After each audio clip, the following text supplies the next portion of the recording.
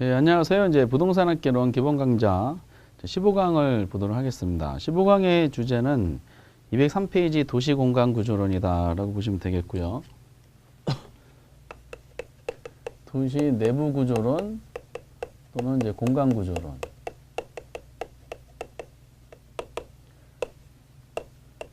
페이지 이제 203페이지.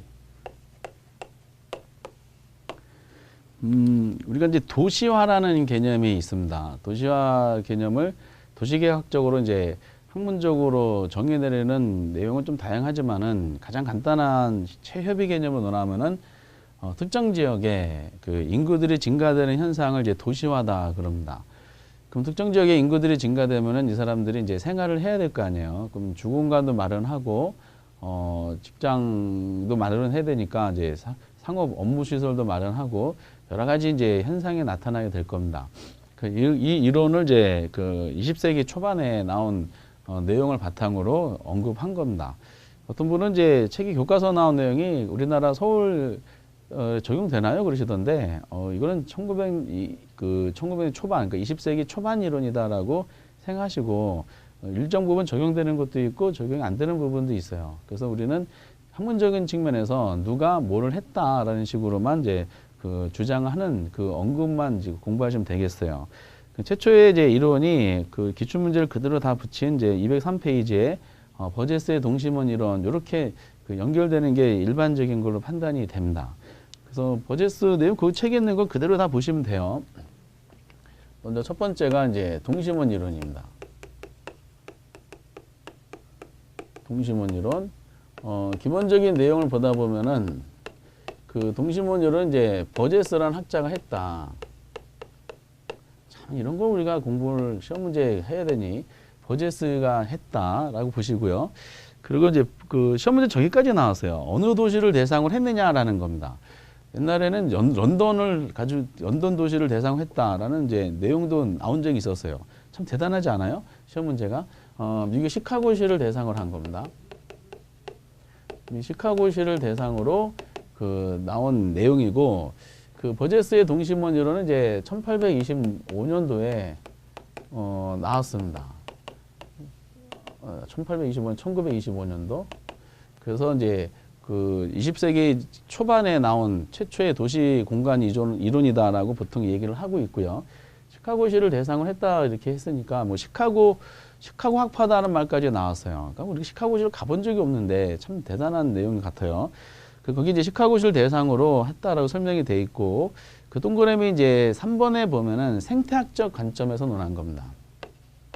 생태학적 현상이다. 그 생태학이란 말이 나오죠. 그래서 생태학이란 말은 도시를 하나의 생명체로 본 거야. 생명체가 이제 출생에서부터 소멸되는 과정에 각 주기, 생애 주기가 있잖아요. 도시가 하나의 생태학적, 초반에 요만했다가 점점 성장하는 과정 중에서 완성이 됐을 때 하나의 이제 그 생명체로 보는 이론이 생태학적 관점이고, 그래서 이때 나오는 단어가 이제 치니까 계승의 논리가 나오지. 또는 천이라 그랬지. 여관상이 잠깐 언급했던 단어입니다. 이렇게. 끊임없는 이제 새로운 인구들이 계속 침입하면서 그 지역 형태가 이제 나타나는 모습을 본 것이고, 그리고 이제 버제스 이론을 논할 때 기본적으로 이제 튜넨 있죠, 튜넨. 튜넨 공부하셨죠, 지대론에서. 튜넨의 이제 농촌 토지형 구조를 이용 구조. 튜넨의 이제 고립국 이론에서 나왔었죠. 고립국 이론에 나왔던 농촌 토지형 구조를 도시 토지형 구조로 넘겨놓은 응용한 이론이 이제 이게 내용이죠. 실제 시험에 나왔을 때 그 튜넨이 버제스의 영향을 받았다 이렇게 냈었어요. 말이 안 맞죠? 이 튜넨의 고립국 이론이 1826년도 이론이야. 그렇기 때문에 이제 튜넨이 나온 약 100년 후에 버제스라는 사람이 언급한 건데 내용을 보다 보면은 비슷해. 튜넨이 동심원상으로 토지 형태가 이루어지는 모습을 도시 용도로만 한 겁니다. 이렇게 내용상으로. 그래서 그 논리가 이제 동그라미 3번에 대한 설정이고, 그리고 지금 말씀드렸던 논리가 5번에 세 번째 줄에 튜넨의 고립국 이론을 응용한 거다. 그러니까 고립국 이론 농촌 토지형 구조를 도시 토지형 구조로 이제 옮겨놓은 거다라는 걸 기억하시고, 버제스의 동심원 이론상에서 제일 중요한 게 5개 지대를 아셔야 돼요. 5개 동심원지대 해놓고 뭐가 뭐보다 사이에 있고 어쩌고저쩌고 이렇게 설명이 되더라고요. 5개 지대가 동그라미 4번이 있고 맨 밑에 그림이 설명이 돼 있고 그림에 대한 논리가 이해되면 동그라미 6번 내용이 이해가 됩니다. 이렇게. 그래서 이제 정확하게 아셔야 되는데 가운데가 이제 CBD가 있어요. CBD가 중심 업무지구다라고 보셔야 됩니다. 중심 업무지대고 그리고 그 다음이 이제 전이지대 또는 천이지대 또는 점이지대다라고 표현하죠. 그리고 그 다음이 이제 소득 여기가 중심 업무지대고 이제 외곽은 뭐냐면은 외곽은 이제 천이지대 바깥은 주거지대야. 그 세 가지로 나누면은 주거지대, 전이지대, 그 CBD 중심 업무지대 이렇게 나눠져. 그런데 그 동심원 이론은 버젯의 동심원 이론할 때 가장 먼저 떠오르셔야 될 5개 지대 할 때 가장 핵심적인 게 점유지대입니다. 이 점유지대 위치를 알면은 내용이 다 풀린다고 보시면 되겠어요. 근데 주거지대인데 주거지대가 3가지로 세분화돼요. 하나, 둘, 3가지로 세분화된다. 주거지대가. 그럼 주거지대가 3가지인데 지금 하나, 둘, 셋, 4개네. 그 전이지대 바로 바깥에 뭐가 있냐면은 저소득층 주거지대가 존재합니다. 그리고 이제 그 바깥은 고소득층 주거지대 존재하고 맨 외곽이 통근자 주거지대가 존재합니다. 그래서 저고통 이렇게 설명이 돼요. 그러니까 시험 문제가 맨날 똑같아요. 저소득층 주거지대와 고소득층 주거지대 사이에 뭐 천이대 존재한다. 이런 식으로 낸다든지 저소득층이 고소득층보다 외곽에 있다든지 이렇게 표현하게 됩니다. 그래서 CBD라는 중심 업무지대가 있고 다음에 전이, 저, 고통 이렇게 하셔야 돼. 근데 이제 저소득층 지대가 고소득층보다 도심의 안쪽에 있어요. 왜 안쪽에 있을까라는 거야. 이 사람들은 이제 도심으로 외곽에서 도심으로 올수록 접근성이 우수해져요. 그러니까 이 사람들은 교통비에 대한 부담을 많이 느끼다 보니까 되도록이면은 도심에 가까이 있어야 되는데 도심에 가까이 있는 이유가 있겠죠. 이 사람들은 접근성이 우수하다는 논리가 이 사람 뭐 하기 위해서 도심에 가까운 이유가 취업하려고. 고용 기회가 많은 도심과 접근성이 우수한 도심과 가까운 곳에 한번 적어볼게요. 이 내용이 없어서 가까운 곳에 위치한다. 이렇게 하셔야 돼. 그러면 이제 저소득층 주거지대에 존재하는 소득수준이 낮은 저소득층들은 그러면 CBD라는 중심 업무지대에 취업하는 건 그렇지 않고요. 그 사람은 어디에 취업하냐면 천이지대에 취업하는 거야. 천이지대에 주로 뭐가 있냐면 공장지대가 있어요. 이 안에. 그리고 소규모 점포 등이 있어요. 그래서 되도록이면 이제 천이지대 이제 공장 등의 소규모 점포 등에 취업하려고 그 바깥에 진을 치고 있습니다. 이렇게. 그래서 저소득층이 도심에 더 가깝게 존재하는 이유는 교통비를 절약하기 위해서 접근성이 우수한 도심이 고용기회가 많은 도심과 접근성이 우수한 도심에 가까운 곳에 위치한다는 논리고 소득 수준이 높은 사람들은 외곽에 나갈까라는 거죠. 외곽 나가는 이유가 이것 때문에 도심에 가까울수록 인구들이 많을 거 아니야. 옛날 영화 같은 데 보글보글 합니다. 저소득층들이 이제 요 사람들 주로 어디서 왔냐면요. 해외 이민자들이 있다든지 또는 이제 그 당시에 이제 그 중공업 산업, 자동차 산업 등이 막 발달하고 그러면서 농업이라는 산업이 붕괴되기 시작했어요. 그래서 이제 농민들이 이제 농업하다가 파산하다 보니까 도시로 오는 거예요. 도시로 오면서 도시 빈민화됩니다. 도시 빈민화되면서 이제 결국 먹고 살려면은 이런 공장 근로자가 되거든요. 공장 근로자가 되려면은 천이지대 공장지대가 있으니까 되도록 그 근처에 존재하게 됩니다. 그러니까 사람들이 보글보글해. 그러니까 이제 근데 외곽에 도심지에 있는 사람들 고소득층들은 통근자지대에서 어디에 취업하는 사람이면은 중심 업무에 이제 존재하는 은행이라든지 이런 데 취업하는 사람이야. 근데 외곽에 있는 이유가 도심지로 올수록 도시 문제가 증가하기 때문에 그래요. 이게 동그라미 이제 그 6번인가 아마 나와 있는 거죠. 도시 문제가 증가할 때 그 당시에 대표적인 도시 문제가 범죄라든지 빈곤이라든지 질병 이런 부분들이 이제 증가되기 때문에 사람이 많이 살아서 그래요. 그래서 이 사람들은 교통비 부담이 안 느끼는 사람이다 보니까 멀리서 이제 여기까지 출퇴근하는 사람이다라는 것이죠. 그래서 구조가 이렇게 이루어지는 것이 이제 1900년대 초반에 미국 대공황 터지기 전에 초반에 이제 미국의 동부 도시에서 나타났던 현상을 그 역사적인 이제 발전 과정을 통해서 버젯이라는 사람이 하나의 시카고시를 대상으로 해가지고 연구한 논문의 제목이 동심원 이론이다라는 것이죠. 그래서 이제 요 내용밖에 안 나와요. 그래서 다시 한번 이제 동심원 이론 정리해 보면은 버제스라는 사람이 있다. 뭐 시카고주를 대상으로 했다. 생태학적 관점이다. 투네 거 뺏겼다. 5개 지대 가운데 CBD, 천이, 저고층이 있는데 저고층 지대가 고소층 주거지대보다 더 도심에 있는 것은 취업하려고.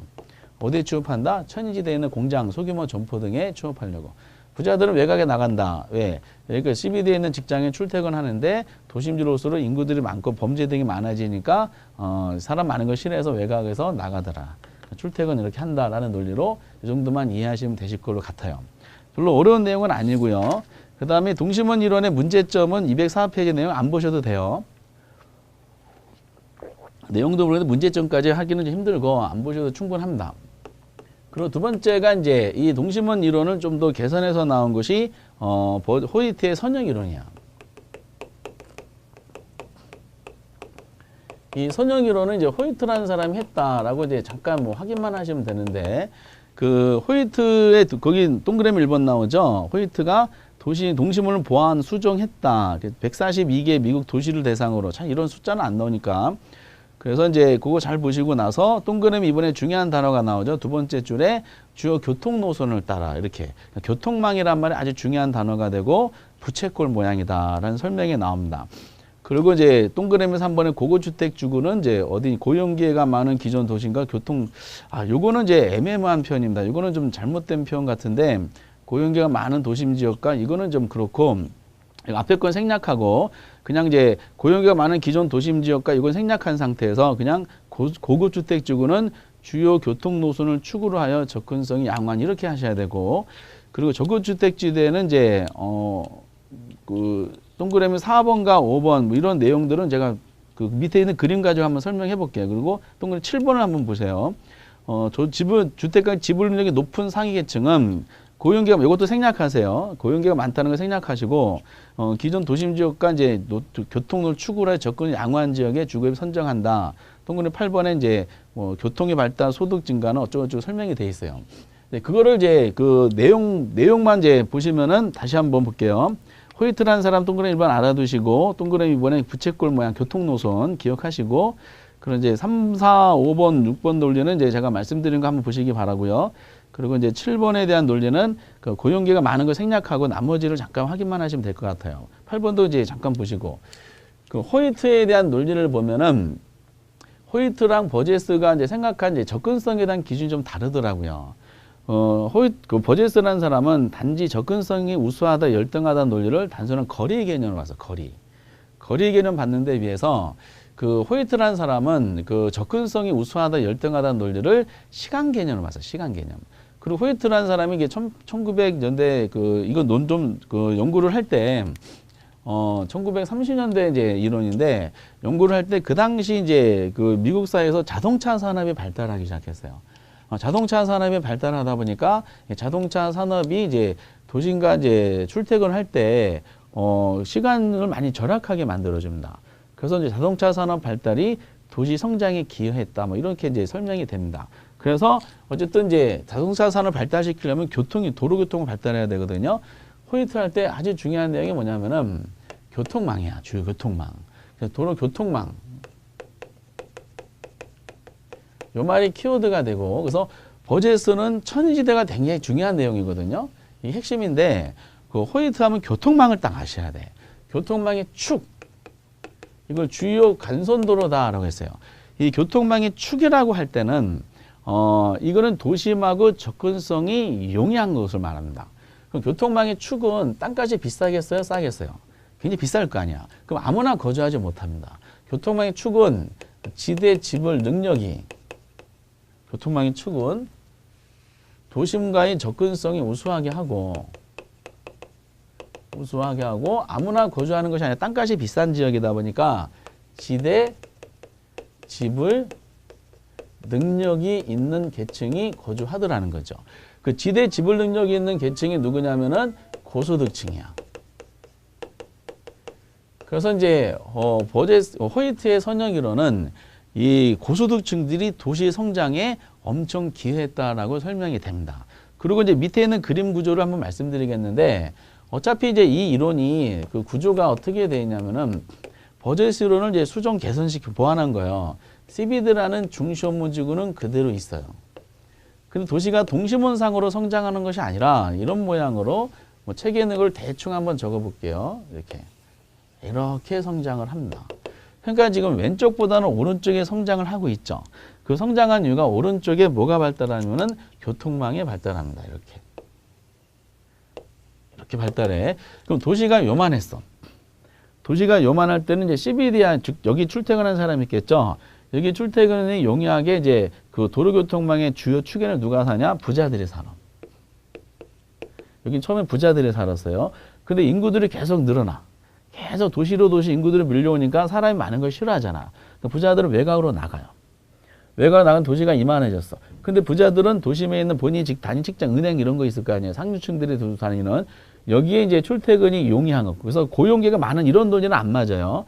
그래서 이제 고용계가 많다는 것은 버젯 이론의 저소득층들이 천인이대 외곽 바로 바깥에 있는 이유를 설명할 때만 써먹는 것이고, 부자들은 어차피 여기 출퇴근하는 거고, 출퇴근하는 자동차 가지고 출퇴근하다 보니까 주요 교통망을 축으로 해서 존재하게 됩니다. 부자들이 여기 살았었어.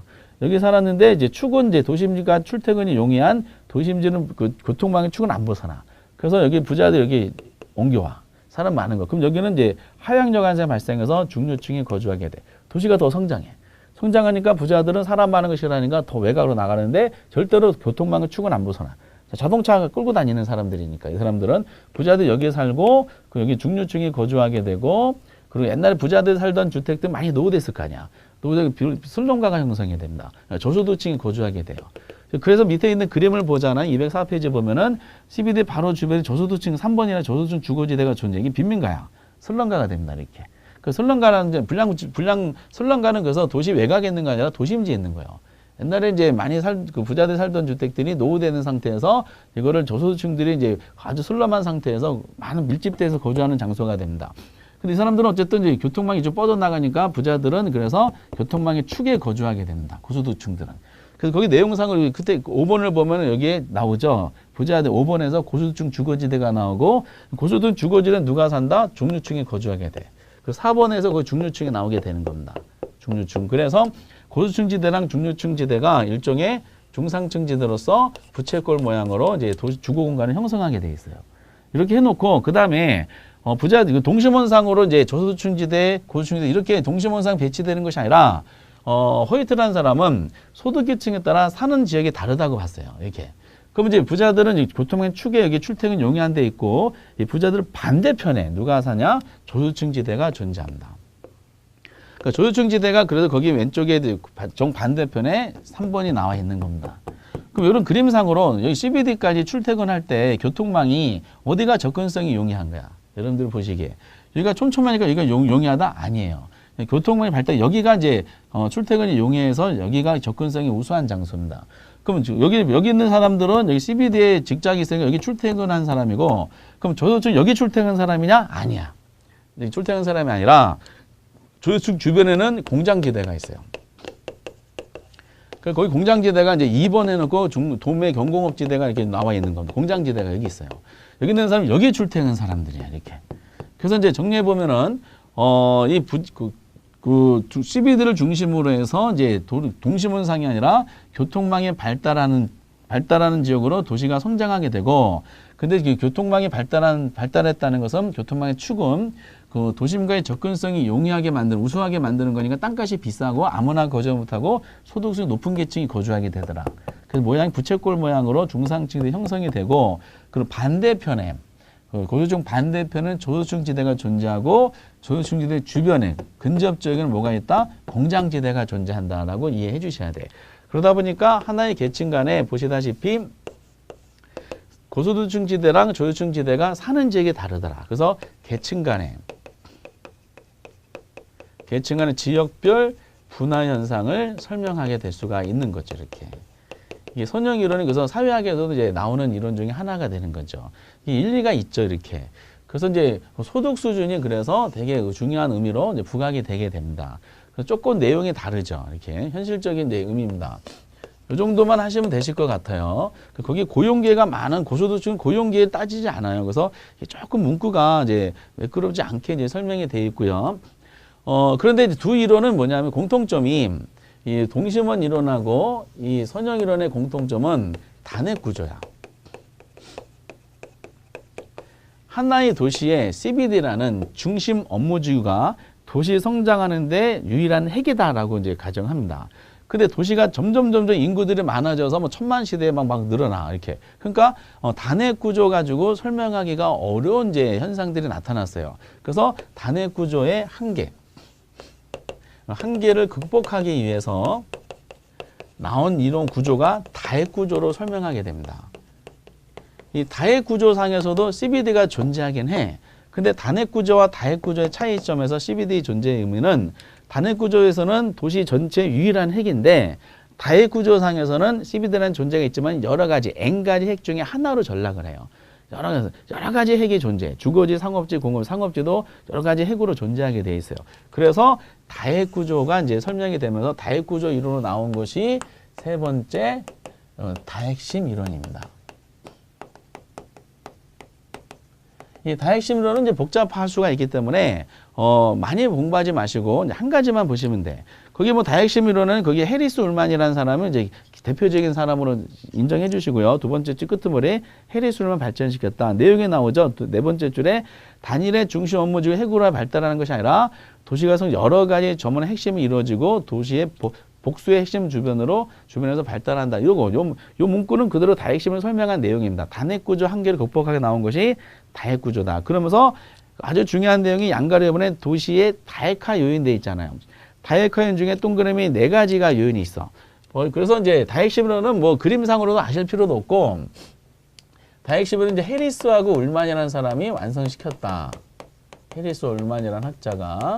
그래서 동심원조는 버제스, 선형이론은 호이트, 그리고 이제 다핵심은 해리스 울만. 그래서 이거를 동심원은 버제, 똥 푸는 걸 선호하는 네가 다해. 뭐 이렇게 이제 학창 시절에 기억에 남는다.